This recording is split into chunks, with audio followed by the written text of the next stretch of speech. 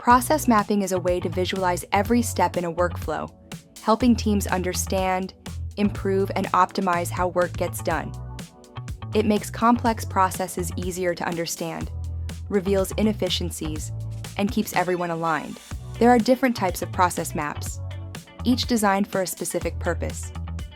Flowcharts outline basic steps. Swim lanes show responsibilities across teams. Value stream maps highlight value-added steps. SIPOC diagrams provide a high-level overview, and detailed maps capture every nuance. To build an effective process map, follow these 6 steps.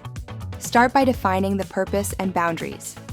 Then, break the process into clear steps and assign roles.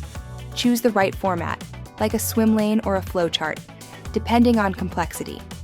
Next, map it visually using standard process symbols. Validate and refine it with your team. And finally, implement the map and observe how it performs in real workflows. Check out the full article to explore examples, best practices, and tips for choosing the right process map for your team. The link is in the description.